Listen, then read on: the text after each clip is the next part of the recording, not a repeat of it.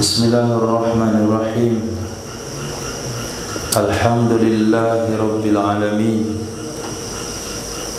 وصلى الله على سيدنا مولانا محمد وعلى آله وصحبه أجمعين أما بعد رب يسير ولا تؤسر ربي تمم بالخير ربنا اشرح لنا صدورنا ويسر لنا أمورنا وأمور المسلمين واحلل عقدة من لساننا يفقهوا قولنا بسندنا المتصل إلى إمام الخاتمة الحفاظ الإمام جلال الدين السيدي رحمه الله تعالى وقدس الله سره وأدام النفع بعلومه وبركاته ونفحاته ومداته وكرamaته في الدارين آمين.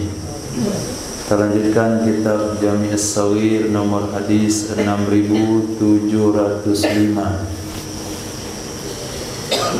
Sisa kurang lebih 3050 hadis lagi.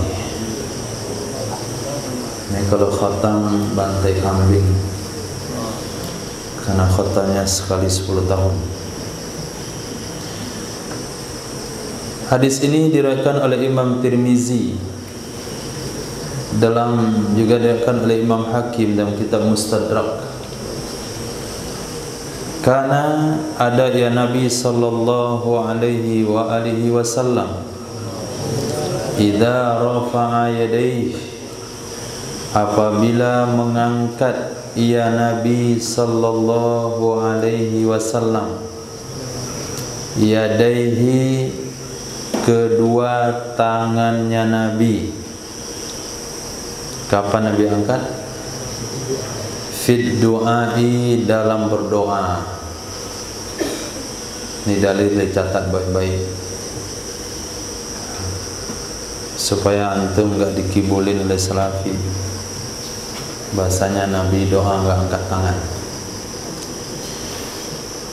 Jadi Nabi SAW apabila berdoa mengangkat tangannya. Kemudian poin yang kedua, lam yahud huma, Sayyidina Rasul sallallahu alaihi wasallam tidak menurunkan kedua-dua tangannya hatta, sehingga yamsaha, mengusapkan ia Nabi bihima, dengan keduanya dua tangan, wajahahu, ke mukanya Nabi. Jadi setelah berdoa mengusapkan tangan ke muka sunnah, berdoa mengangkat tangan sunnah. Lalu ada ngaku sunnah bilang tidak ada karena dia belum baca. Pertama, hadis ini ada di dalam Sunan At-Tirmizi. Apa kata Imam Tirmizi? Semua hadis yang ada di kitab saya ini boleh diamalkan, kecuali dua yang enggak boleh. Satu, orang yang mencuri kali kelima dibunuh, itu enggak boleh diamalkan. Yang kedua, pemabuk, enggak salah, orang yang mabuk. Lalu Sunan Imam Tirmizi katakan, siapa saja yang punya Sunan Tirmizi di rumahnya, maka seolah-olah Nabi berbicara di dalam rumahnya. Dan sebagian ulama hadis mengatakan Sunan At-Tirmizi juga boleh disebut dengan Sahih Tirmizi. Dan dari sekian kitab sunan yang disebutkan derajat hadis dan pengamalan ulama tentang hadis tersebut, Sunan At-Tirmizi. Yang kedua, kitab ini, hadis ini terdapat dalam Sahih Imam Hakim, disebut dengan kitab Mustadrak. Apa itu Mustadrak? Kitab yang dirangkum oleh Imam Hakim hadis-hadis sahih yang belum dimuat dalam Sahih Bukhari dan Muslim. Kalau mereka katakan saya tidak jumpa dalilnya dalam Sahih Bukhari dan Muslim, betul, tidak ada. Tapi coba kamu lihat dalam kitab Mustadrak Imam Hakim, karena Imam Hakim meriset kembali hadis-hadis sahih yang tidak ada dalam Sahih Bukhari dan Muslim, beliau rangkum dalam satu kitab yang disebut dengan Sahih Imam Hakim, atau disebut dengan judul Mustadrak Imam Hakim. Kitab itu perlu beli dan dibaca. Nah. Kemudian hadis kunut. Mana hadis kunut? Kunut bid'ah. Mana dalilnya? Kalau kita baca kitab Fathul Mu'in, dalilnya dan kitab Fathul Mu'in. Dalilnya dalam Minhaj. Itu nggak bisa sekarang. Sekarang orang nggak terima. Mau dalilnya hadis. Nah ini hadisnya. Hadis sahih. Perhatikan baik-baik. Hadis kunut subuh. Karena menunjukkan apa? Mudawam, selalu, senantiasa ada ya Nabi sallallahu alaihi wasallam, artinya senantiasa, selalu. Idza rafa'a ra'sahu, apabila mengangkat ya Nabi sallallahu alaihi wa alihi wasallam ra'sahu, akan kepalanya Nabi sallallahu alaihi wasallam, diangkat dari mana? Minar ruku'i, dari ruku'. Kapan? Fi salati subhi, di salat subuh. Di mananya? Fi akhiri rak'atin, di rakaat terakhir. Apa yang Nabi lakukan? Qanata, Nabi baca kunut. Hadisnya sahih. Lihat dalam kurung. Apa ditulis oleh Imam Jalaluddin? Sahih. Jadi kalau Imam Jalaluddin mengatakan sahih, Albani mengatakan dhaif, nah buang pendapat Albani. Enggak mungkinlah Albani mengalahkan Imam Jalaluddin. Kan begitu. Kalau ada profesor dokter mengatakan dhaif, buang pendapatnya karena bertentangan dengan pendapat Khatimatul Hufaz Imam Jalaluddin As-Sayuti. Karena mereka ini generasi. Imam Jalaluddin digelar dengan Khatimatul Hufaz, penghafal hadis.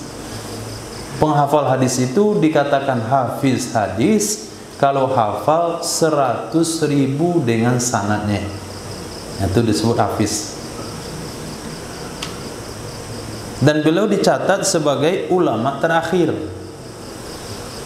Lalu kalau ada pendapat yang bertentangan dengan beliau, orang bijak, orang cerdas tentu tidak akan mengambil pendapat anak TK ketika berbeda pendapat dengan mahasiswa. Itu orang bijak, itu orang waras. Nah, dicatat. Nanti antum tanya dalilnya nggak tahu, itu susah lagi nyarinya. Ada dalam Jami' Shaghir, mana ya? Capek nyarinya. Tulis, ini penting. Dalil kunut subuh. Enggak hafal, enggak tulis di baju. Biar hafal. Tulis di sampul kita. Supaya jangan dibid'ah-bid'ahkan. Tapi kalau mereka katakan ada ulama tidak sependapat, boleh, enggak masalah. Imam Malik enggak sependapat, Imam Hanafi enggak sependapat, hanya Imam Syafi'i yang berpendapat ada kunut subuh. Tapi kalau dikatakan enggak ada dalilnya, itu mengatakan Imam Syafi'i mengada-ngada. Berarti membodoh-bodohi Imam Syafi'i. Nah, sekarang Imam Jalaluddin tunjukkan dalilnya. Ada dalilnya. Ini dalil yang dipakai oleh Imam Syafi'i rahimahullahu ta'ala, sehingga beliau temuat di dalam kitab, dalam mazhab beliau, sunnah hukumnya kunut subuh. Ada dalilnya, sahih. Hadis berikutnya, karena ada ya Nabi sallallahu alaihi wasallam idza rafa'a basarahu, apabila mengangkat ya Nabi sallallahu alaihi wa alihi wasallam basarahu, pandangannya Nabi, penglihatannya Nabi, kemana diangkat?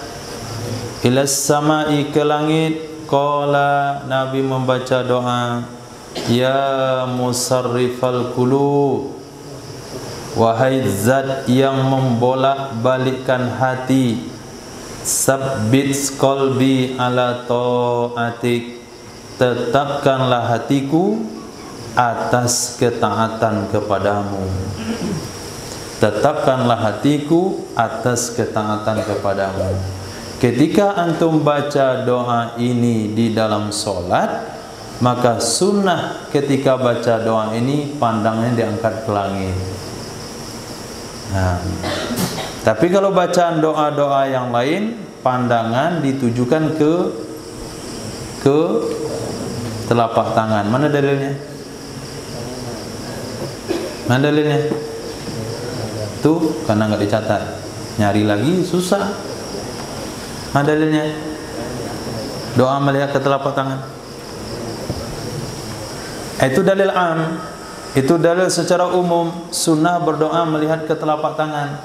Tapi kalau baca doa ya musarrifal qulub, pindahkan pandangan dari telapak tangan ke langit. Ya musarrifal qulub, sabit qulubana ala dinik. Baru turunin lagi ke bawah. Ya muqallibal qulub, sabit qalbi ala ta'atik. Paham? Hadis berikutnya, hadis itu hasan. Karena ada ya Nabi sallallahu alaihi wasallam idza rufi'at ma'idatuh, apabila telah diangkat hidangannya Nabi, apabila telah diangkat dikumpulkan jamuannya Rasul sallallahu alaihi wasallam, qala, Nabi baca doa, Alhamdulillahilladzi hamdan katsiran thayyiban mubarakan fih. Ini doa bukan doa selesai makan, tapi doa ketika jamuan diangkat dari hadapan orang makan.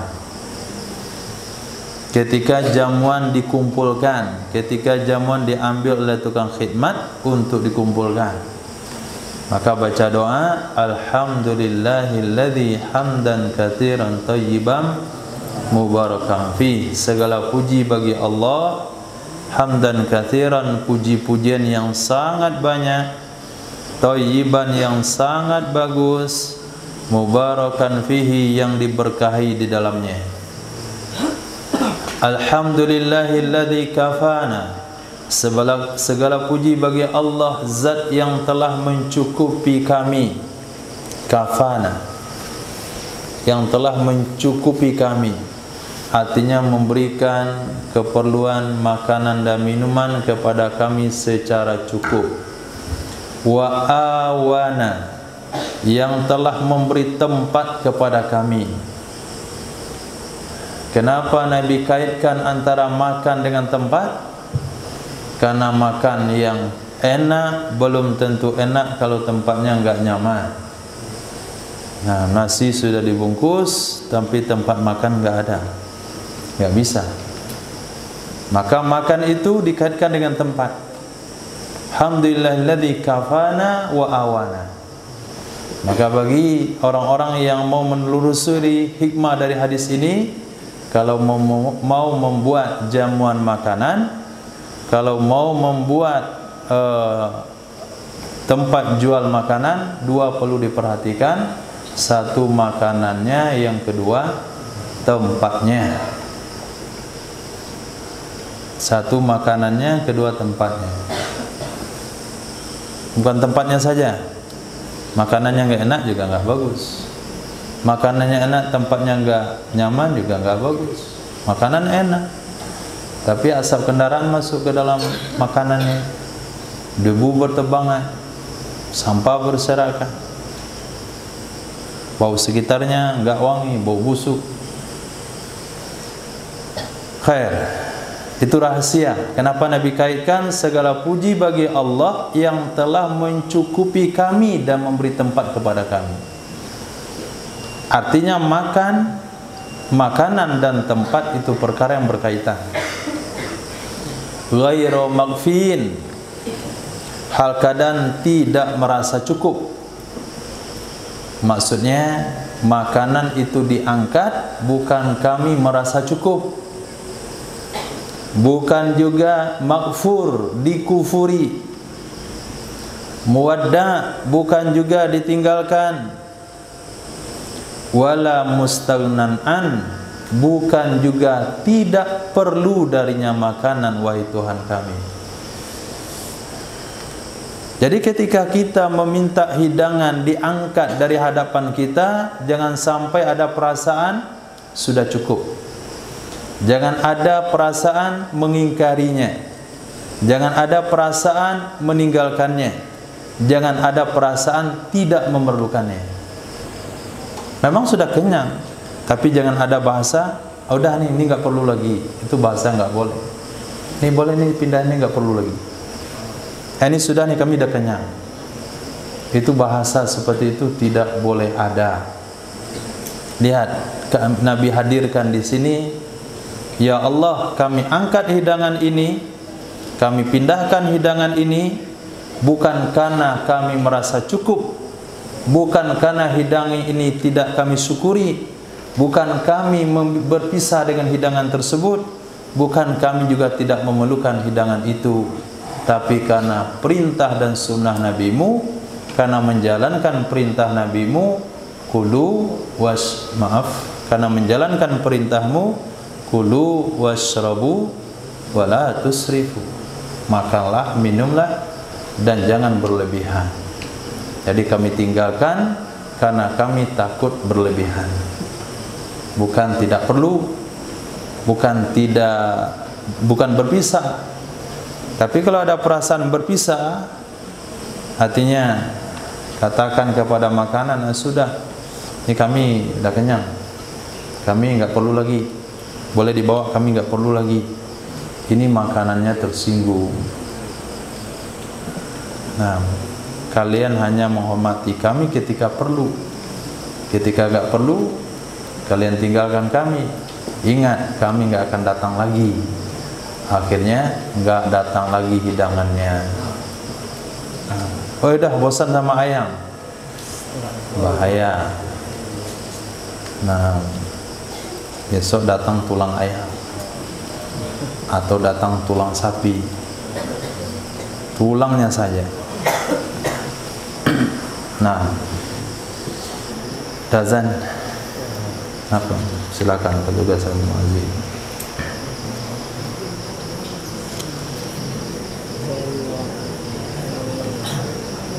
Sallallahu alaihi wasallam ya Rasulullah. Allahumma salli wa sallim wa barik ala sayyidina Muhammad wa ala ali sayyidina Muhammad. Allahumma rabb hadhihi ad-da'wati at-tammah wa salatil qa'imah bi sayyidina Muhammadin al-wasilatil fadilah wa syarafat ta'ala wa asr maqamah alladhi wa anta wa sallallahu amin. Bismillahirrahmanirrahim. Hadis 6709. Hadis hasan riwayat Imam Ibnu Majah dan Imam Tabrani dalam kitab Syarah Kabir. Karena adalah Rasul sallallahu alaihi wasallam idza raka'a, apabila beliau rukuk, sawwa zahrahu, beliau meratakan punggungnya. Beliau meratakan punggungnya, hatta, sehingga law subba alaihil ma'u, kalau dituangkan di atasnya punggung akan air, lastaqarra, sungguh tetap ia air, sungguh tetap ia air. Jadi punggung diratakan ketika rukuk, kecuali punggung-punggung tertentu yang enggak mungkin diratakan, karena lebih tinggi, lebih panjang punggungnya di tangannya. Ratakan punggungnya, terangkat tangannya. Ratakan tangannya, bengkok punggungnya. Nah, bisa Rafiq diratakan punggungnya? Nggak bisa. Antum pernah jatuh dulu patah punggung? Nggak tahu. Iya, jatuh. Nggak tahu.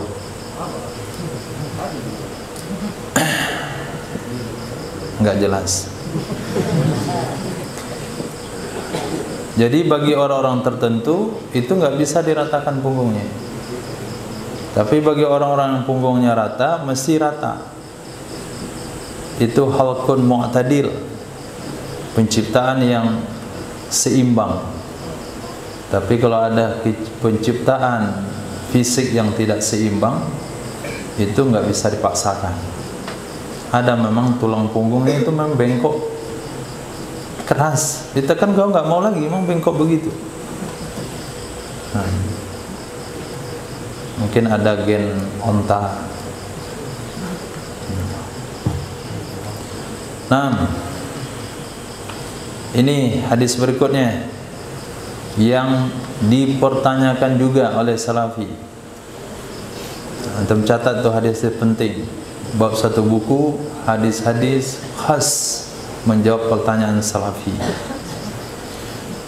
Hadis berikutnya, kana ada ya Nabi sallallahu alaihi wasallam idza raka'a, apabila beliau ruku, qala, beliau membaca subhana rabbiyal azimi wa bihamdih. Apa yang mereka pertanyakan? Kata mereka, tidak ada wa bihamdih riwayatnya. Yang ada riwayat baca ruku itu hanya sampai subhana rabbiyal azimi saja. Wa bihamdih enggak ada dalilnya. Itu kata mereka. Tuh, pernah dengar kata-kata itu? Belum. Nanti tanya sama mereka, betul enggak itu pendapatnya? Nah, sekarang antum tulis jawabannya, bahwasanya membaca tasbih ruku subhana rabbil azimi wa bihamdi, pakai wa bihamdi itu ada dalilnya dalam Sunan Abi Daud, kedudukan hadis hasan. Berapa dibaca? Salatan, 3 kali. Wa iza sajada, apabila Nabi sujud, Nabi membaca doa subhana rabbil a'la wa bihamdi. Ini juga mereka katakan, enggak ada pakai wa bihamdi, subhana rabbil a'la saja. Kami enggak jumpa dalilnya. Itu yang sadarnya. Yang enggak sadarnya enggak ada dalilnya. Sekarang ada dalilnya. Karena hadis itu jutaan banyaknya, maka kita tidak boleh ngomong tidak ada. Orang tawadu, orang tahu diri akan ngomong tidak tahu. La adri nisful ilmi, mengatakan tidak tahu itu setengah pengetahuan. Setengah pengetahuan mana? Yang jelas dia tahu bahwa dia nggak tahu.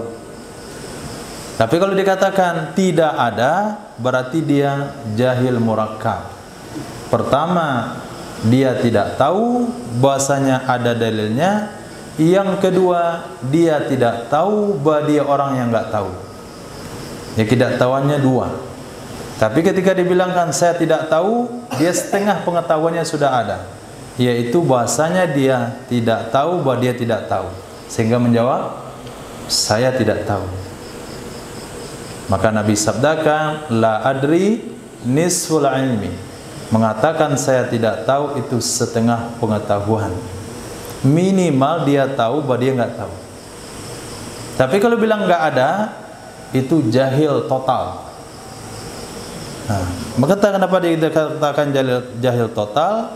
Pertama, dia tidak tahu ada dalilnya. Yang kedua, dia tidak tahu bahwa dia orang yang tidak tahu, sehingga mengatakan tidak ada. Di dalam kitab-kitab fikih Syafi'iyah ada kita baca aturan solat. Ketika ruku, jari jemari posisinya bagaimana? Renggang atau rapat? Renggang. Ketika sujud, rapat. Itu dalam fikih kitab Syafi'iyah. Seolah-olah itu hanya usul, seolah-olah itu hanya pendapat semata dari ulama. Ternyata itu hadis sahih. Lihat hadis berikutnya. Karena ada ya Nabi sallallahu alaihi wasallam idza raka'a, apabila beliau ruku, farraja as-sabi'ah, beliau merenggangkan jari jemarinya. Wa idza sajada, apabila beliau sujud, domma asabi'ahu, beliau merapatkan jari jemarinya. Maka salah seorang ulama Hanafi berkata, saya mazhab Hanafi, tapi kalau sholat Syafi'i. Saking sempurnanya sunnah dalam mazhab Imam Syafi'i. Jadi ketika ruku, jari jemari renggang. Waktu jari kita letakkan di lutut, itu posisi jarinya renggang, nggak boleh rapat. Maksud nggak boleh ini nggak sunnah rapat, sunnahnya renggang. Dan jari jemari lurus ke bawah, lurus ke bawah, menghadap kiblat. Jangan antum pegang lutut begini, itu nggak sunnah. Begini dia pegang lutut, jarinya ada ke belakang, berarti jarinya tidak menghadap kiblat. Jadi jari itu lurus ke bawah. Telapak tangan, roha, itu letakkan di tempurung lutut. Kemudian jari turun lurus ke bawah. Kecuali dua tua, kalau lurus ke bawah, terpelosok dia ke bawah, itu baru boleh megang. Tapi kalau enggak, tekan di situ. Nah, posisi jari renggang, bukan terlalu renggang, bukan terlalu rapat, tapi agak direnggangkan. Ini ketika ruku. Kalau dia ruku dengan jari jemari rapat, salatnya sah. Hari ini bukan bicara sah nggak sah, tapi bicara mana yang lebih tepat dengan sunnah, mana yang lebih tinggi nilainya. Jangan hanya lagi bicara sah nggak kan? Kan nggak sah. Maaf, kan nggak batal. Saya sholat jari jemari saya rapat, kan nggak batal. Itu masih orang-orang yang menunaikan tugas asal sah saja. Kita dalam menunaikan ibadah bukan asal sah, tapi bagaimana setiap gerak-gerik dari ujung rambut sampai ujung kaki itu sesuai dengan sunnah dalam ibadah sholat. Kemudian apabila sujud, jari jemari rapat. Nah, posisinya di mana? Posisinya sejajar dengan telinga. Ini ketika sujud, posisinya jajar dengan telinga, letakkan di bawah. Jangan terkedepan, jangan di bawah, tapi sejajar dengan telinga, jari jemari rapat. Nah, kalau laki-laki diangkat tangannya, kalau perempuan dimasukkan tangannya ke dalam. Tapi posisi meletakkannya sama, hanya saja direnggangkan atau dirapatkan. Dan jangan sampai tangan diletakkan di atas tempat sujud, letak begini. Itu sesuatu yang dilarang oleh Sayyidina Rasul sallallahu alaihi wasallam. Hadis berikutnya, ini bagi jamaah haji, karena ada ya Nabi sallallahu alaihi wasallam idza ramal jimaro, apabila melontar ya Nabi sallallahu alaihi wasallam akan jamroh. Jimaro itu jamak dari jumroh. Jamroh, jamratul ula, jamratul wusto, jamratul aqobah, dijamak menjadi jimar. Apabila Nabi melontar jamroh yang 3, masya ilaihi, berjalan ia Nabi sallallahu alaihi wasallam kepadanya jamroh, zahiban, hakadan pergi menuju jamroh, warojian, dan kembali meninggalkan jamroh. Jadi perginya berjalan, baliknya berjalan, tidak berlari. Kalau pengamalan agama sesuai dengan cerita yang didengar, maka ada sebagian jamaah haji melontar jamroh itu berlari, kemudian mengambil batu yang lebih besar, karena yang dilontar itu adalah syaitan. Emosi dia, ambil batu sebesar gilingan cabai, Maka dia lari gempar gitu. Dia balik lagi lari semangat sekali. Nah, itu melanggar sunnah. Karena sunnahnya Nabi yang diajarkan oleh Nabi melontar jamroh hanya sebesar batu hadzaf, batu ketapel, batu yang bisa diselipkan di ketapel sebesar ibu jari.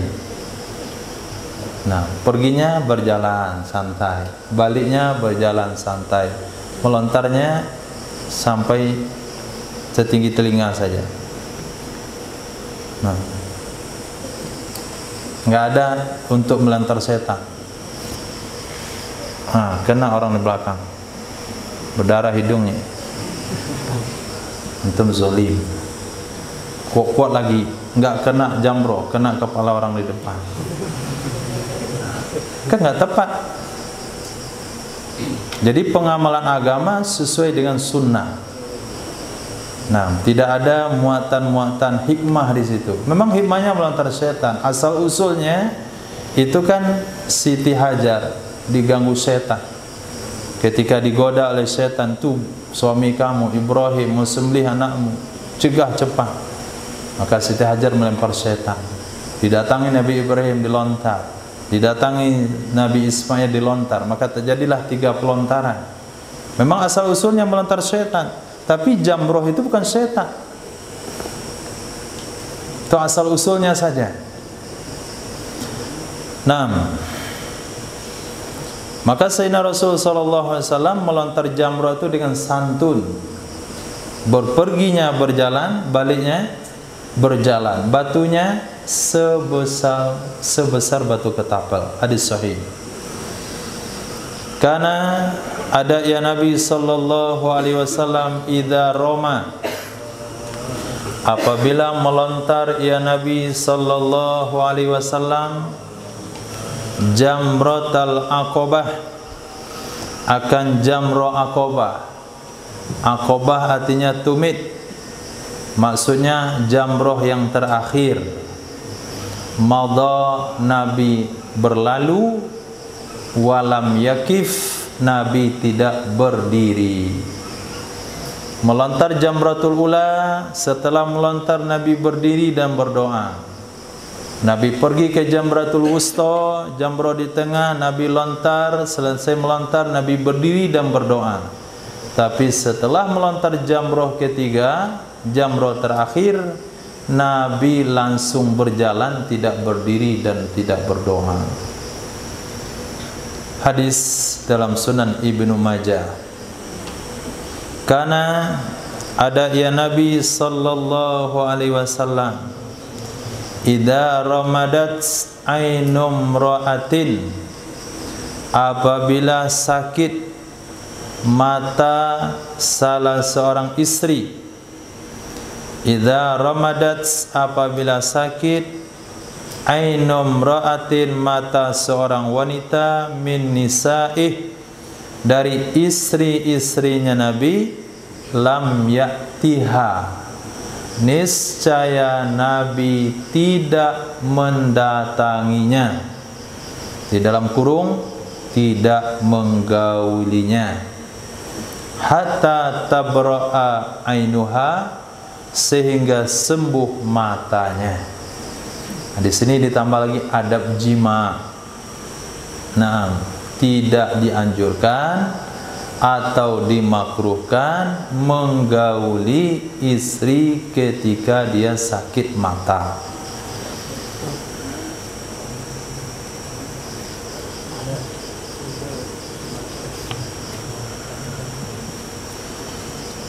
Karena ada ya Nabi sallallahu alaihi wasallam idza zawwaja, apabila menikahkan ya Nabi atau mengawinkan ya Nabi, au tazawwaja, atau menikah ya Nabi sallallahu alaihi wasallam, nasaro tamron, niscaya beliau menghamburkan buah korma.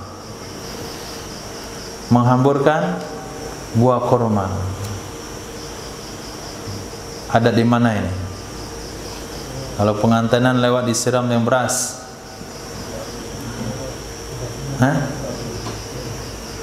itu sunnah atau bid'ah? Sunnah ternyata. Lihat penjelasan Imam Abdul Rauf Al-Manawi di dalam. Apa kata beliau? Fihi, di dalam hadis tersebut, annahu, sesungguhnya, yusannu liman ittakhadha walimatan, dianjurkan bagi orang yang membuat satu pesta perkawinan, ayyansura lil hadirin, supaya dia menghamburkan, menghamburkan bagi para hadirin akan korma atau zabib, anggur kering, au lauz, buah pala, au sakaran, permen, atau seumpama demikian. Mentaksiskan korma dalam hadis tersebut bukanlah mengeluarkan yang lain, akan tetapi korma itu mudah didapatkan menurut di sisi orang-orang ahli Hijaz. Akan tetapi mazhab Imam Syafi'i rahimahullahu ta'ala menghidangkan ke korma kepada hadirin hukumnya sunnah, menghamburkan hukumnya boleh, mengutip korma yang dilemparkan itu hukumnya boleh, membiarkan tidak dikutip lebih baik. Ini penjelasan hukum para ulama.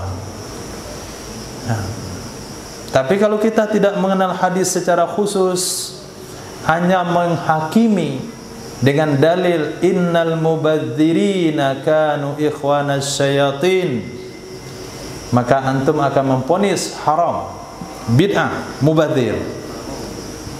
Tuh, kalau cuman mengenal satu dalil. Memang dalil itu ada. Itu dalil am.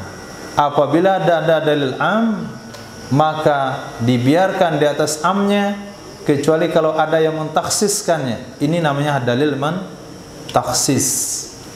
Maka tidak boleh berfatwa sebelum mempelajari ilmu usul fiqh. Usul fiqh yaitu antara membahas antara am dan taksis. Mubazir hukumnya haram, tapi secara khusus dalam bab ini, kata Imam Syafi'i, apa kata beliau? Disunnahkan.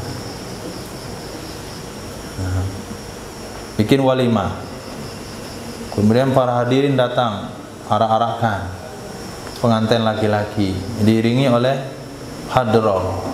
Nah, sementara tuan rumah nabur beras. Nah, sunnah. Nabur korma, sunnah. Permen, anggur kering, tapi jangan menabur yang memudaratkan. Lapek bugi. Itu kampur nama itu melempar. Itu nggak boleh. Semangka antum tabur. Ini kira-kira kalau mengenai pakaian para hadirin itu tidak merusak. Kemudian kalau makanan itu jatuh di bawah, masih bisa dicuci dan dimakan. Jangan menabur sesuatu yang tidak bisa dimanfaatkan setelah ditabur, baru masuk mubazir. Nyata untuk tabur rendang misalnya, itu mubazir, karena nggak bisa dimanfaatin lagi, sudah ditabur. Ini masih bisa dimanfaatkan, karena korma itu sifatnya keras. Mau jatuh ke tanah, ambil cuci, tidak ada masalah. Beras, ya nanti dikumpulin kasih ke ayam. Tapi kalau menabur sesuatu yang berakhir dari taburan tersebut tidak bisa dimanfaatkan lagi, atau menyakiti orang yang datang, maka hukumnya tidak boleh. Nah, kan tidak mudah memvonis, tidak mudah mengambil satu kesimpulan hukum. Nah, kalau kita pandang kacamata secara umum, ya kita katakan tuh nggak boleh mubazir. Untuk apa nabur beras? Kayak nggak ada dalilnya. Oh, ternyata ada dalilnya dalam Sunan Kubro Imam Baihaqi. Paham? Nah, Jangan mudah menyalahkan. Karena ada ya Nabi sallallahu alaihi wasallam, iza sa'alallaha, apabila beliau meminta kepada Allah subhanahu wa ta'ala, ja'ala batina kaffaihi, beliau memposisikan bagian dalam telapak tangannya, ilaihi, kepadanya Nabi. Apabila Nabi meminta kepada Allah, beliau memposisikan bagian dalam telapak tangannya, ilaihi, kepadanya Nabi. Wa idza sta'adha, apabila beliau berlindung, ja'ala, beliau memposisikan zahirahuma, punggung keduanya dua telapak tangan, ilaihi, kepadanya Nabi. Allahumma hdina fiman hadait wa afina fiman afait. Allahumma dafa'anna al-bala wal waba wal fahsya wat ta'una wal munkar. Kita lihat di tengah masyarakat, orang-orang kampung kita dulu ketika doa Allahumma dafa'anna al-bala, pasti dah telapak tangan tertelungkup. Sudah ingat di benak mereka. Nah, Allah dafa'anna al-bala, langsung begini, secara otomatis. Tanya dalilnya, enggak tahu dalilnya. Nah, bid'ah berarti, dan akhirnya ditinggalkan. Ternyata hadis riwayat Musnad Imam Ahmad bin Hanbal. Tidak ada dalam Sunan Tirmizi, tidak ada dalam Sunan Abi Daud, tidak ada Sunan Ibnu Majah, tidak ada dalam Sahih Bukhari, tidak ada dalam Sahih Muslim, tidak ada dalam Mustadrak, tidak ada dalam Sunan Imam Baihaqi, tidak ada dalam kitab Durrul Mansur. Adanya hanya di dalam Musnad Imam Ahmad bin Hanbal. Kalau Musnad kita baca 20 tahun baru khatam. Mau baca sendiri. Nah, jadi doa tolak bala, ketika berdoa telapak tangan ke atas, ketika tolak bala telapak tangan ditelungkupkan, itu dalilnya di dalam kitab Musnad Imam Ahmad bin Hanbal, status hadisnya hasan. Karena ada ya Rasul sallallahu alaihi wasallam, ini dalil mandi hujan. Nah, iza salasailu, apabila sudah mengalir lembah, apabila sudah mengalir banjir, banjir maksudnya aliran air, bukan banjir bandang. Qala, berkatalah Nabi sallallahu alaihi wasallam, ukhruju bina, keluarlah kalian bersama kami. Ayo keluar, kemana? Ila hadzal wadi, kepada ini lembah. Lembah itu bagian yang rendah, sebagai tempat itu disebut dengan lembah. Alladzi ja'alahu Allahu tahura, lembah yang menjadikan akannya oleh Allah subhanahu wa ta'ala sebagai alat yang suci mensucikan, alat untuk suci mensucikan. Panatatoharu min, kita akan bersuci darinya lembah, maksudnya air yang sudah mengalir ke lembah. Wa nahmadullaha alaih, dan kita memuji Allah subhanahu wa ta'ala atasnya air hujan. Tapi di sini kita perlu juga dengar komentar para ulama. Apa komentar para ulama? Disunahkan mandi pada hujan yang pertama sekali turun di awal tahun atau di awal musim. Tapi kalau harinya memang penghujan, kemarin hujan, sekarang hujan, besok hujan, itu gak sunnah mandi. Tapi sudah beberapa hari gak hujan. Ini udah berapa hari? 3 hari, 4 hari, tunggu seminggu gak hujan-hujan, pada hari ke-8 hujan, maka pada saat itulah disunahkan mandi. Apalagi hujan itu turun setelah kita sholat istisqa, maka itu disunahkan mandi. Jadi mandi hujan itu sunnah. Kapan?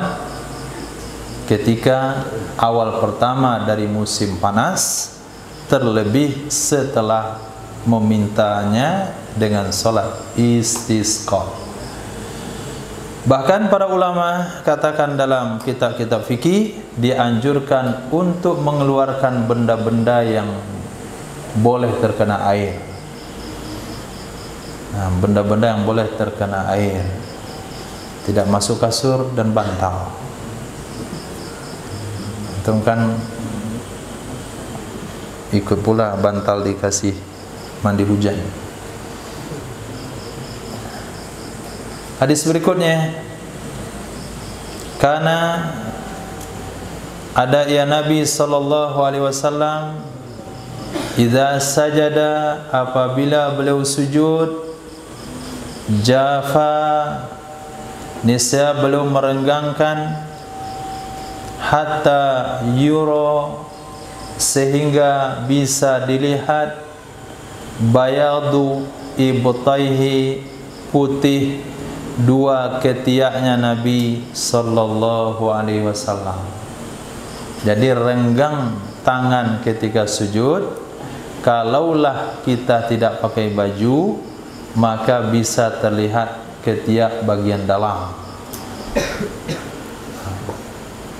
Karena ada ya Nabi sallallahu alaihi wasallam, idza sajada, apabila beliau sujud, rafa'al imamata an jabhati, beliau mengangkat sorban dari dahinya.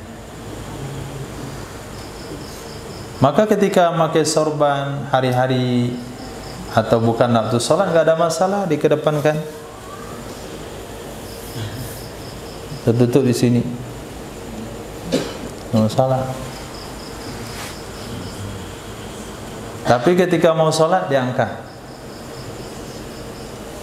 Nah, itu berarti mau sholat.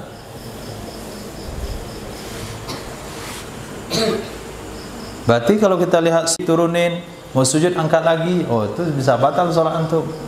Kalau nggak tahu caranya, maka kesimpulannya saja yang mudah saja, menjaga aman saja, yaitu di luar sholat boleh sorban menutup dahi. Sebelum mau sholat, angkat sorban dari dahi.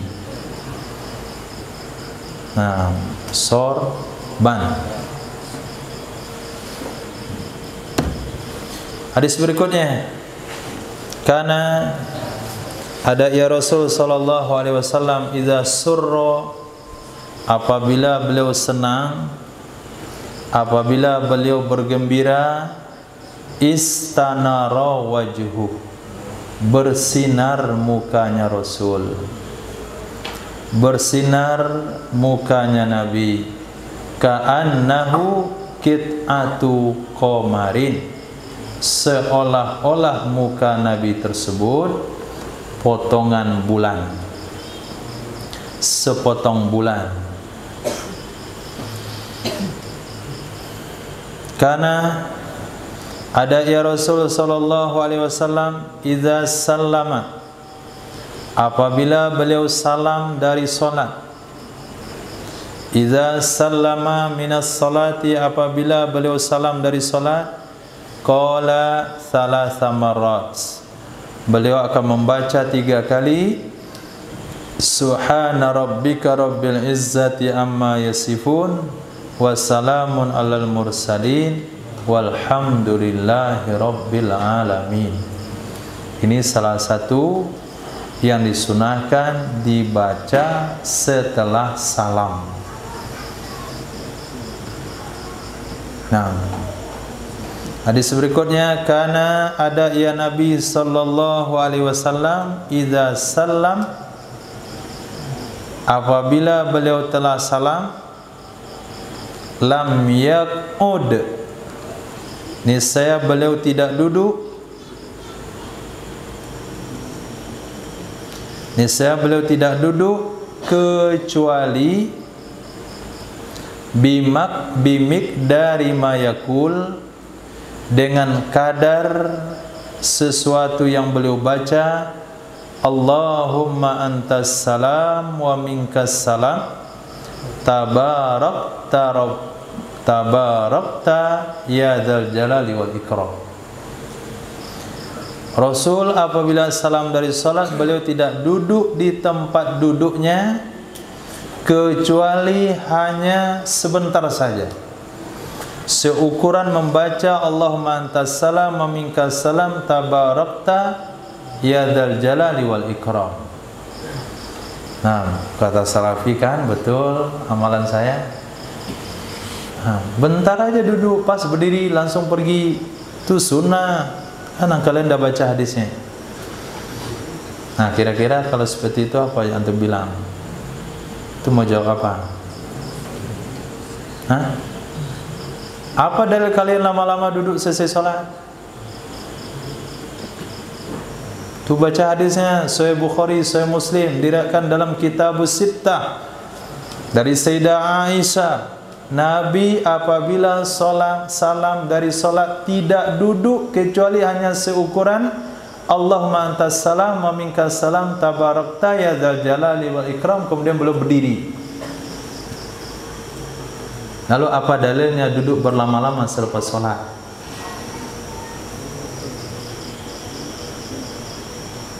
Apa? Lihat komentar para ulama. Tidak boleh menyimpulkan hukum dalam satu dalil. Pertama, kata Imam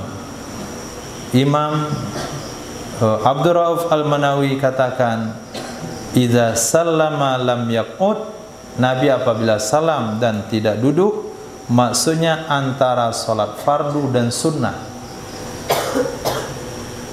Salat fardu dan sunnah. Apa yang ada salat fardu dan salat sunnahnya? Salat yang mana ada fardu dan sunnahnya? Salat yang mana? Maghrib, Isya, Zuhur, 3 waktu salat. Berarti salat subuh dan salat asar itu Nabi duduk lama. Nabi duduk lama. Mana dalilnya? Karena hadis sahih yang mengatakan Nabi SAW duduk setelah menunaikan salat subuh di tempat salatnya sampai matahari terbit. Nah, begitu juga dengan salat asar. Kemudian berarti maghrib, zuhur sama isya langsung berdiri. Kemudian hadis yang kita baca kemarin, setelah salat maghrib Nabi mengajarkan baca doa la ilaha illallah wa la syarikalah lahul mulku wa lahul hamdu yuhyi wa yumiit wa huwa ala kulli syai'in qadir sebanyak 10 kali. Allahumma ajirni minan nar sebanyak 7 kali. Lalu bagaimana dengan hadis ini? Maka hadis ini ditempatkan kepada bisa saja pemahamannya awal mula Islam, bisa saja pemahamannya dalam waktu-waktu tertentu. Kalaulah kita tidak tempatkan dengan pemahaman tersebut, maka akan bertentangan dengan sekian puluh hadis banyaknya. Ada riwayat mengatakan Nabi baca istighfar 3 kali setiap salat. Nabi membaca Allahumma la mani'a lima ataita wa la mu'ti lima mana'ta wa la yanfa'u dzal jaddi minkal jadd. Nabi mengajarkan doa tasbihat 33 kali, takbir 33 kali, tahmid 33 kali kepada orang miskin yang mengadu kepada Rasul sallallahu alaihi wasallam bahasanya mereka tertinggal dengan amalan orang kaya. Banyak hadis yang bertentangan dengan hadis ini. Maka pemahaman hadis ini adalah mula-mula Islam. Aman? Tidak ada masalah. Karena kalau hadis ini kita pertahankan, hadis yang Nabi katakan ja'al fuqara ilal masakin, ja'a fuqara'ul muhajirin ila Nabi sallallahu alaihi wasallam faqala ya Rasulullah zahaba ahlud dusur bil ujur wa hum yusallun wa nusalli wa hum yasumun wa nasumu wa hum yatasaddaquna bi fuduli amwalihim. Orang-orang fakir muhajirin datang kepada Nabi, ya Rasulullah, orang-orang kaya sudah borong pahala, mereka solat, kami solat, mereka puasa, kami puasa, mereka bersedekah, kami tidak bersedekah, kami akan tertinggal dalam amal. Nabi ajarkan apa? Tasbih subhanallah 33 kali selepas solat, takbir 33 kali, tahmid 33 kali, la ilaha illallah wa la syarika la lahul mulku wa lahul hamdu yuhyi wa yumiit wa huwa ala kulli syai'in qadir 1 kali. Maka siapa yang mengamalkan hal tersebut tidak akan tertandingi dengan amalan siapapun. Akhirnya orang kaya di zaman Nabi juga mengamalkan hal yang sama. Orang miskin lapor kembali, Nabi sabdakan,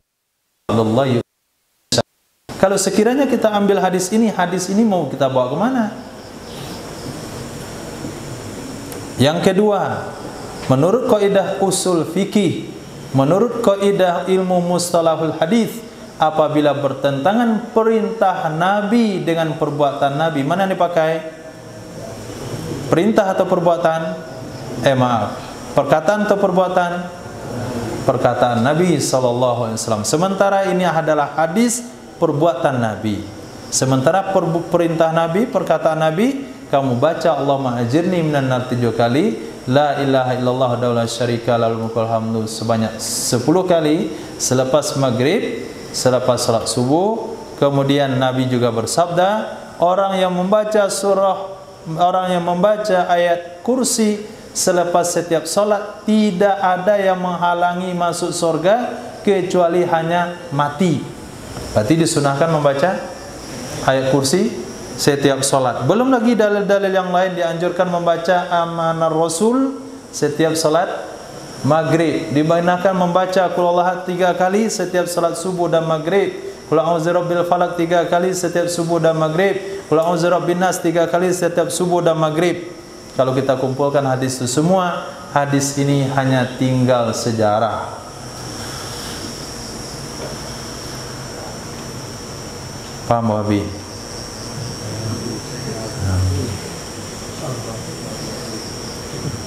Hadis berikutnya itu harus panjang tuh ulasannya. Kalau enggak nanti antum benarkan pula salafi. Adalah Nabi sallallahu alaihi wasallam idza sami'al muadzin, apabila beliau mendengarkan muadzin, qala, beliau akan membaca misla ma yakul, seperti yang dikatakan oleh muadzin. Allahu akbar, Allahu akbar. Kita baca Allahu akbar, Allahu akbar. Nah, menjawab azan ini suatu sunnah yang sudah mati. Ketika Imam Abdullah ibni Alawi Al-Haddad mengatakan merapikan shaf adalah sunnah yang sudah mati, maka menjawab azan ini sunnah yang kedua yang sudah mati, kecuali di alam TPA itu masih hidup. Jadi lebih tinggi lagi pengamalan anak TPA, dia jawab azan. Bagus jawabannya, serentak lagi. Tapi di hadapan para santri, muadzin itu tidak dijawab, dicuekin saja. Sunnah yang sudah mati. Maka mulai sunnah ini dihidupkan kembali.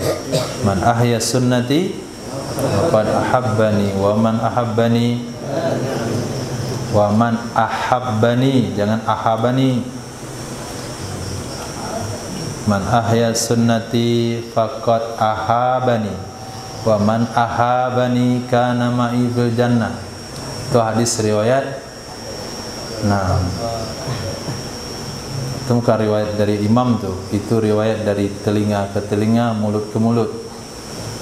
Dia hadis yang benar, tasdidnya pada ba. Man ahya sunnati faqad ahabbani.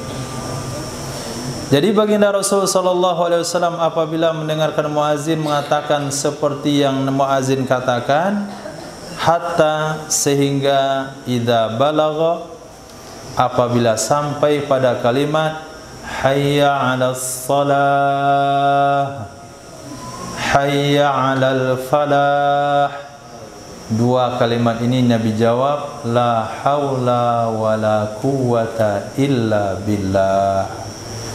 Karena ada ya Nabi sallallahu alaihi wasallam, idza sami'al muadzin, apabila Nabi mendengarkan muadzin yatasyahad, mengucapkan tasyahud. Tasyahud yang dimaksudkan di sini adalah syahadatul rasul, kalimat asyhadu anna Muhammadar Rasulullah.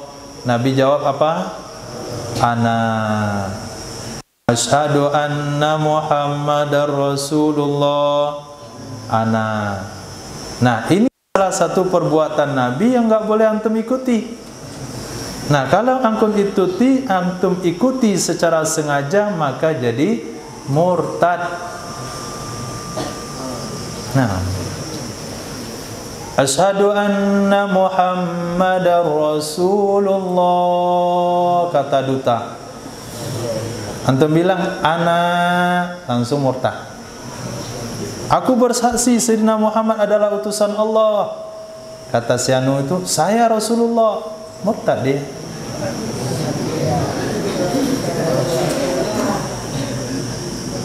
Ini salah satu dalil yang mengatakan khususiat.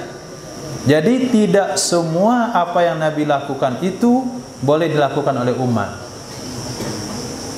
Tidak semua yang dilakukan oleh Nabi boleh dilakukan oleh umat. Dan tidak semua yang Nabi tidak lakukan mesti ditinggalkan oleh umat. Maka Imam Hasan Al-Basri telah mengumpulkan dalam kitab Khususiyatir Rasul, perkara-perkara hanya khusus untuk Nabi saja, tidak boleh dilakukan oleh umat. Di antaranya hadis sahih riwayat Imam Abu Daud dan Imam Hakim, ketika mengumandangkan muadzin mengumandangkan asyhadu anna Muhammadar Rasulullah, Nabi menjawab dengan ana, maka kita tidak boleh menjawab dengan ana karena kita bukan Nabi. Begitu juga dalam tasawuf, dalam doa iftitah. Apa doa iftitah? Wa ana awwalul muslimin. Itu ucapan yang dibaca oleh Nabi Ibrahim alaihissalam. Kalau kita jangan ikut wa ana awalul muslimin, wa ana minal muslimin. Ini bilang wa ana awalul muslimin, dia hidup 2015. Masa wa ana awalul muslimin? Awalul bagaimana? Antum generasi terakhir. Wa ana minal muslimin. Oh, ayat Qur'annya kan awalu. Ya awalu itu Nabi Ibrahim alaihissalam, bukan kita. Sama dengan ini, ada pertanyaan salah seorang yang tidak bermazhab, dia langsung ke hadis Nabi, dibacalah kitab Sahih Muslim, Sahih Bukhari. Terdapat dalam Sahih Bukhari, Nabi SAW salat sunnah ba'da asar. Setelah dibaca hadis Sahih itu, dia buat salat sunnah ba'da asar. Tanya oleh kawannya, kenapa kamu salat sunnah ba'da asar? Ada hadisnya Sahih Bukhari. Kawannya karena nggak tahu hadis dikatakan, masa iya ada? Iya betul ada. Dan Sahih Bukhari Nabi salat sunnah ba'da asar. Tapi itu sebahagian syariat yang tidak boleh diikuti oleh umat. Tidak boleh diikuti oleh umat. Sepakat ulama hadis dan ulama mazhab mengatakan tidak ada salat sunnah ba'da asar. Dan semua ulama hadis, ulama fikih mengetahui ada hadis Nabi melakukan salat sunnah ba'da asar. Semuanya tahu. Tapi tidak ada yang mengatakan sunnah. Kenapa? Karena sabab musabab daripada hadis tersebut adalah Nabi SAW tidak sempat melakukan qobliyah asar karena banyaknya tamu. Maka Nabi kerjakan ba'da asar. Bagi Nabi SAW apabila satu ibadah sudah dilakukan, wajib diistiqomahi, wajib diistiqomahkan. Sehingga sunnah Nabi salat sunnah ba'da asar, bukan sunnah Rasul. Nah, sunnah Nabi artinya hanya untuk Nabi, sunnah Rasul boleh diikuti oleh umat. Ini gara-gara anti mazhab.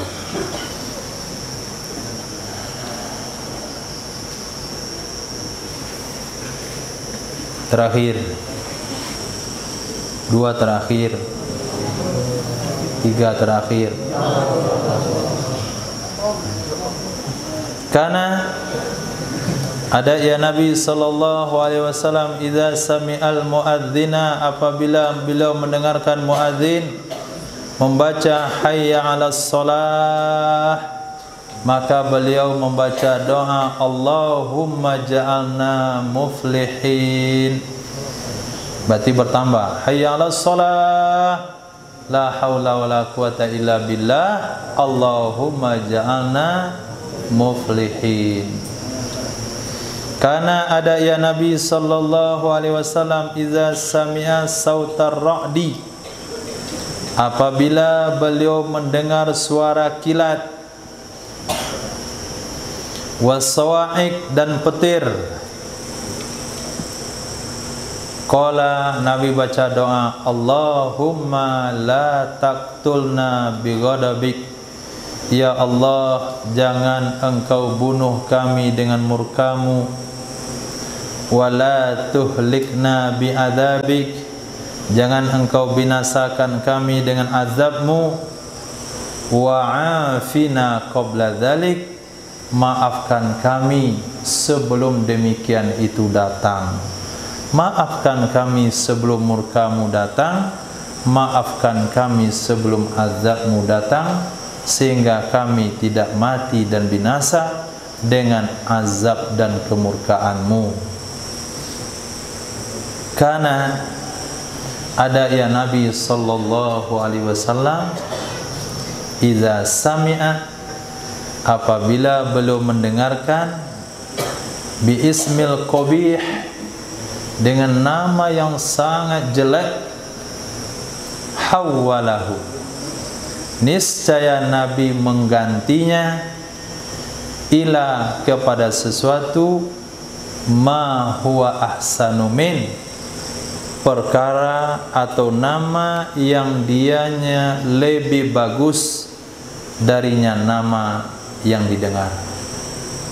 Jadi salah satu sunnah Rasul mengganti nama yang tidak bagus. Nama qabih, itu nama yang sudah bagus enggak usah. Nah, raihan. Nah, wangi-wangian.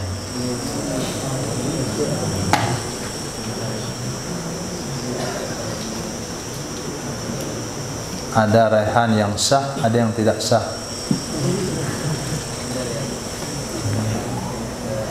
Kemudian Abdullah, Abdurrahman, Abdurrauf,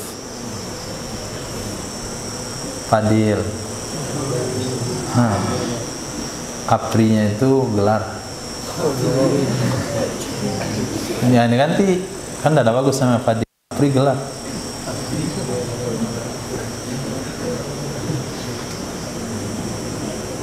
Fajar, subuh, duha, maghrib. Tapi hajid artinya dia di kamus dulu, kalau nggak bagus ganti bugi lamo. Khair, insyaallah. Tapi ganti nama harus sepertujuan orang tua. Nggak boleh antum asal-asal ganti. Yang sudah bagus nggak usah diganti, yang kurang bagus diganti. Tapi harus musyawarah, persetujuan dari orang tua. Syarat yang kedua, sembelih kambing.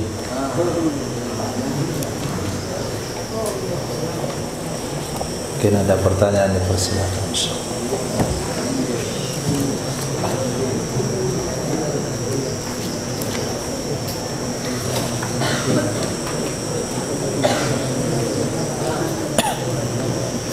Ya Karim, Masya Allah.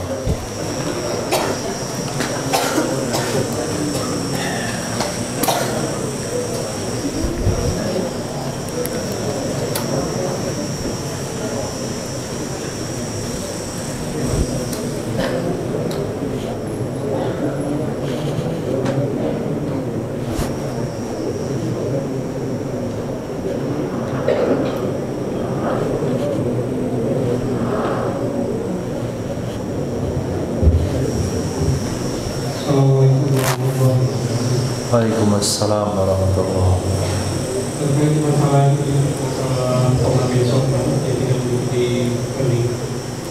Karena kami mengalami atau mungkin ada beberapa kawan juga mengalaminya, karena kiritan sorban yang begitu tebal, terasa begitu kita sujud itu malah kaki tidak menyentuh sajadah gitu, karena terganjal, tapi itu begitu. Maka itu termasuk membatalkan sholat. Kemudian kita menjumpai sebuah kasus gitu, ini malah di saat kita melakukan sebuah pengurusan sebutan itu sebuah izin perizinan, dikarenakan kita punya hubungan yang baik dengan pimpinan jawatan yang ada di sebuah instansi, kita diberikan sebuah pelayanan khusus. Kita tidak perlu mengantri, kita bisa langsung ke tahap berikutnya dengan melalui tahap-tahap yang sebelumnya kita lewati. Apakah itu sebuah kebatilan? Karena di situ kan banyak orang yang antri yang sudah berjam-jam atau bahkan berhari-hari. Karena kita ada hubungan khusus dengan pejabat terkait, kita bisa melalui hal itu. Apakah itu sebuah akad batil atau gimana? Salah itu. Jazakumullah khair, insyaallah. Sujud dengan dahi yang wajib itu adalah tersentuh sebagian dahi. Tidak wajib menyentuhkan seluruh bagian dahi. Tapi sunnah hukumnya semaksimal mungkin dahi ada di tempat sujud. Tapi kalau sorbannya tebal, sudah diangkat dari atas dahi, ketika sujud tetap terhalang sebahagian dahi. Kalaulah sebahagiannya sudah menyentuh walaupun itu sedikit, maka itu sudah sah. Sorbannya segitiga, sini tipis, sini tidak tersentuh, hanya tersentuh dikit, segitiganya saja, itu sudah sah. Karena seminimal-minimal sahnya sujud itu tersentuh sebahagian dahi. Tapi kalau sama sekali tidak tersentuh atau terlapisi dengan sorban, memang tidak sah solatnya sama sekali. Yang kedua, kita mendapatkan fasilitas khusus karena ada hubungan khusus. Kalau sekiranya itu merugikan orang lain, memang boleh. Tapi kalau tidak merugikan orang lain, nggak ada masalah. Memang orang lain antri, tapi kita mendapatkan dilewatkan dengan tahapan-tahapan sebelumnya, lalu diurus perizinan kita, sesuatu dokumen yang berurusan dengan kita, pengurusannya itu tidak menyita waktu orang antri sedikit pun, itu nggak ada masalah. Tapi karena dia mengurus kita, akhirnya orang ngantri tertahan 5 menit, 10 menit, itu zalim, maka hukumnya haram. Tapi ketika kita dilewatkan dengan fase-fase sebelumnya, tapi dengan dia mengerjakan dokumen yang kita punya, tidak menggeser waktu orang itu sama sekali. Misalnya dia ada di tahap ketiga, misalnya ada 5 tahap, 1, 2, 3, 4, 5. Dia berada, orang ada di tahap 1, ada orang tahap 2, ada tahap 3, tahap 4 kosong, kita langsung di tahap 5. Ini pegawai bekerja di tahap 5 kan tidak mengganggu. dokumen yang antri itu belum masuk, berarti sama sekali tidak merugikan waktu mereka, itu nggak ada masalah. Karena Sayyidina Umar bin Khattab radhiyallahu taala anhu ketika melayani beberapa orang, salah satunya adalah Sayyidina Suhail bin Amr, kemudian Sayyidina Abbas bin Abdul Muttalib, mereka sudah duduk lama. Selepas itu Sayyidina Umar melayani lebih awal, yaitu seperti Sayyidina Bilal bin Rabah. Sayyidina Bilal bin Rabah mendapatkan fasilitas langsung. Lalu mereka lihat, kenapa budak hitam ini duluan dari kita? Kita ada duluan lama. Kenapa kita tidak dilayani lebih awal? Kita pemuka Quraisy. Mereka akhirnya dua orang sahabat ini pulang, meninggalkan Sayyidina Umar bin Khattab radhiyallahu anhu dengan jengkel mengatakan, kenapa itu Amirul Mukminin tidak melayani kita lebih awal? Kita datang lebih awal. Kata Sayyidina Suhail bin Amr, wahai Abbas, kamu tahu itu pelayanan kepada kita di dunia sudah terkebelakang gara-gara kita terlambat masuk Islam. Kira-kira menurut kamu nanti di akhirat bagaimana kita? Di dunia saja sudah terlihat kita terlambat masuk Islam, mendapatkan pelayanan di belakang daripada seorang budak. Dan saya tidak mau terlambat di akhirat. Akhirnya Sayyidina Suhail bin Amr tidak jadi berurusan dengan Sayyidina Umar bin Khattab. Kata beliau, saya akan bergabung dengan putra saya yang sedang berperang. Kalaulah sekiranya hal ini sebuah kezaliman, tentu Sayyidina Umar tidak akan melakukannya. Tapi karena yang dilayani lebih awal adalah orang memiliki potensi yang utama, kelebihan yang pertama, maka beliau memberikan pelayanan khusus. Nah, ketika itu juga beliau membagi harta Baitul Mal. Beliau berikan sahabat yang ini sekian persen, yang sini lebih banyak, yang ini lebih banyak lagi. Lalu ditanya, kenapa engkau membeda-bedakan sahabat-sahabat Rasul sallallahu alaihi wasallam dalam membagian harta Baitul Mal? Apa jawaban Sayyidina Umar bin Khattab radhiyallahu an? Bagaimana saya bisa menyamakan orang-orang yang berperang? Artinya kebiasaan lama dirubah dengan kebiasaan baru. Nah, contohnya salat sunnahnya seperti salat tarawih. Nah, biasanya 4, lalu dirubah menjadi 2 rakaat 1 salam. Nah, ini bagaimana posisinya kita sebagai pengurus kan? Tapi ini sudah jalan. Itu saja. Terima kasih. Assalamualaikum warahmatullahi wabarakatuh. Waalaikumsalam warahmatullahi wabarakatuh. Salat dengan isbal itu ada 2 pendapat ulama. Sebagian ulama mengatakan isbal hukumnya haram. Sebagian besar ulama mengatakan isbal hukumnya makruh. Kalau kita ambil pendapat ulama yang mengatakan isbal hukumnya haram, maka sholat orang yang isbal bukan batal, bukan tidak sah, tapi kurang pahalanya, sangat kurang pahalanya.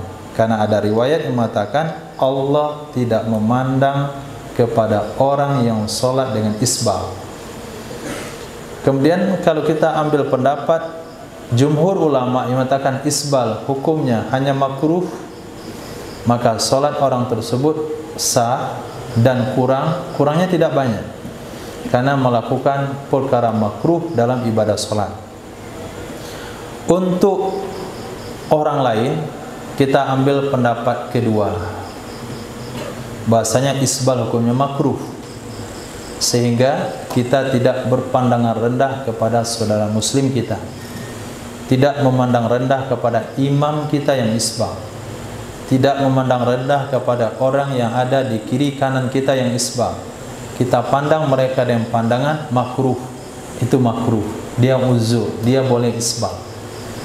Karena Sayyidina Abu Bakar As-Siddiq radhiyallahu an datang kepada Nabi, ya Rasulullah, ketika Nabi mengatakan tentang isbal, kita Nabi memperingatkan tentang isbal. Sayyidina Abu Bakar katakan, ya Rasulullah, saya ini batun, perutnya besar. Kalau saya pakai sarung itu pasti turun ke bawah, kecuali ketika saya perhatikan. Maka Nabi bersabda, innaka lasta min ahli wa ya Abi Bakar, wa ya Abu Bakar. Kamu tidak termasuk dari orang yang dimaksudkan sombong dengan isbal, wahai Abu Bakar. Yang kedua, ketika Sayyidina Abdullah bin Mas'ud radhiyallahu taala anhu memperingatkan para tabi'in yang isbal pakaiannya, sementara dalam waktu yang sama Sayyidina Abdullah bin Mas'ud itu isbal. Dia memperingatkan tabi'in isbal. Apa kata tabi'in? Kamu nyuruh orang tidak isbal, kamu sendiri saja isbal. Apa kata Sayyidina Umar bin Khattab radhiyallahu an?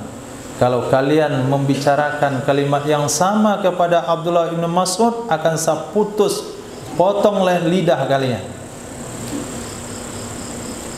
Apa gerangan Sayyidina Abdullah bin Mas'ud isbal? Pada satu ketika beliau memanjat pohon, terlihat oleh sahabat betisnya kecil sekali, sehingga ditertawakan oleh sahabat yang lain. Sehingga Nabi bersabda, betisnya Abdullah ibnu Mas'ud itu jauh lebih berat pada gunung Uhud di sisi Allah. Sehingga Sayyidina Abdullah bin Mas'ud boleh isbal untuk menutup betisnya yang kecil. Maka ulama simpulkan, apabila seseorang mengisbalkan pakaiannya untuk menutup aibnya, maka hukumnya boleh. Misal dia sudah taubat, di betisnya bertato, dia jadi imam sholat. Kalau dia tidak isbal, nampak tato betisnya. Tapi kalau dia panjangkan sedikit, tertutup tatonya. Atau kakinya bukan bertato, tapi tato alami. Nah, banyak situ lampu-lampu berkedip-kedip.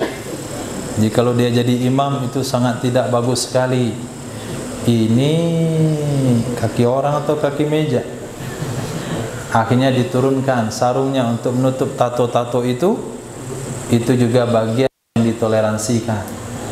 Maka pada saat itu Sayyidina Abu Bakar, Sayyidina Abdullah bin Mas'ud, ini dua sahabat yang dicatat dalam hadis diberikan keringanan untuk tidak isbal. Kalaulah isbal itu haram, tentu tidak dibolehkan karena perkara yang kecil, karena alasan yang rendah. Sehingga pendapat yang kuat mengatakan isbal hukumnya makruh.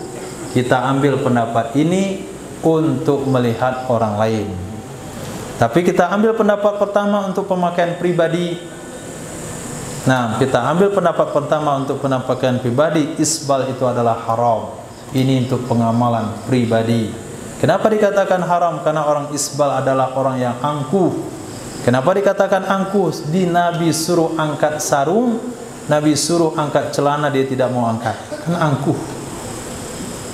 Jadi dua pendapat, satu untuk kita, satu untuk orang. Jangan dibalik. Nah, dibalik. Untuk kita pakai yang makruh, untuk orang lihat yang haram. Itu terbalik. Yang kedua, pengurus masjid yang mengganti sholat tarawih 4 jadi 2 itu dapat pahala. Nah, tapi pengurus masjid yang mengganti sholat tarawih 2 jadi 4, dia dapat dosa. Jadi bukan masalah dia mengganti atau tidak mengganti. Ini pengurus, kenapa mengganti-ganti kebiasaan? Apa hukumnya? Kita tidak melihat hukum mengganti-ganti kebiasaan, tapi yang kita lihat apa yang dia ganti. Kalau diganti cara ibadah yang salah kepada yang benar, itu yang nggak boleh. Sini nggak boleh kunut-kunut lagi, kunut bid'ah. Nggak boleh doa bersama, bid'ah. Nggak boleh yasinan di masjid ini malam Jumat, sesat. Nggak boleh tahlilan bersama, haram. Nggak boleh ngirim tahlilan sebelum salat Jumat, nggak sampai pahalanya. Kalau itu yang dia ganti, memang nggak boleh. Tapi kalau yang diganti itu tarawih 4 jadi 2, itu dia seorang pejuang. Dia seseorang menegakkan yang benar. Kenapa? Karena perlu kita pahami tarawih 4-4-3 itu menurut pendapat Imam Zainuddin Al-Malibari, pengarang kitab Fathul Mu'in, hukumnya tidak sah.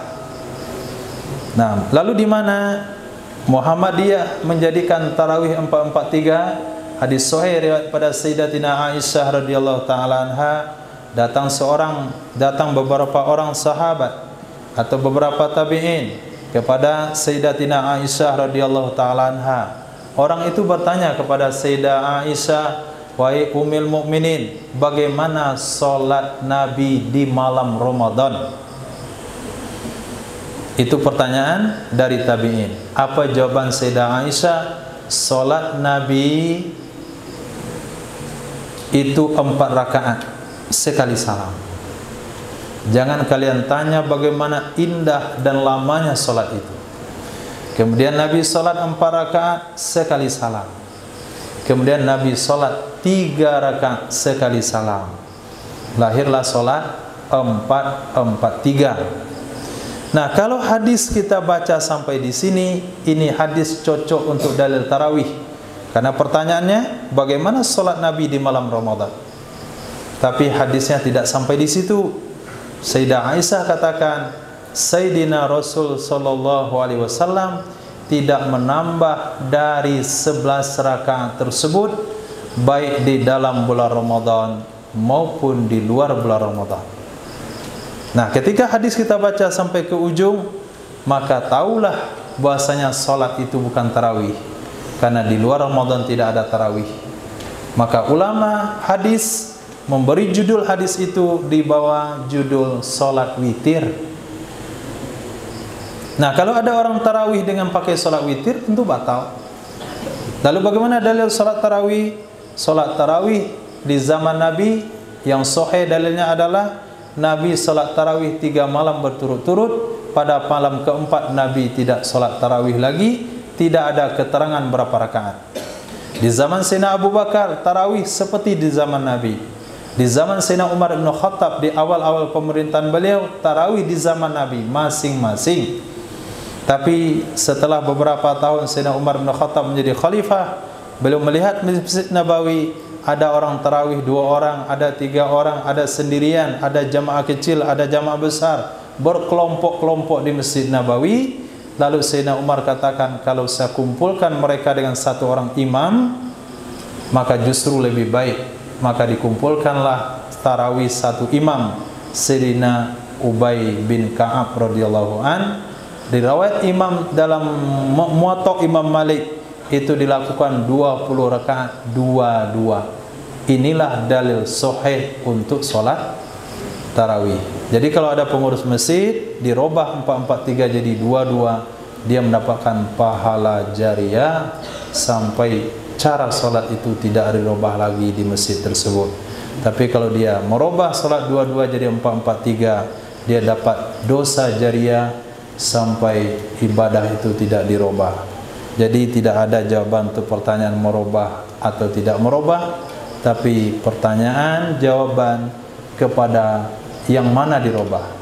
Yang salah kepada yang benar boleh, yang benar kepada yang salah tidak boleh. Benar dan salah bukan dengan perasaan, bukan dengan adat istiadat. Benar dan salah berdasarkan Al-Quran dan sunnah baginda Rasul sallallahu alaihi wa alihi wasallam. Mohon maaf kalau ada salah dan janggal. Subhanallah wa bihamdih, subhanakallahumma wa bihamdika, asyhadu an la ilaha illa anta, astaghfiruka wa atubu ilaik. Subhanaka rabbil izzati amma yasifun, wassalamun ala mursalin, walhamdulillahi rabbil alamin.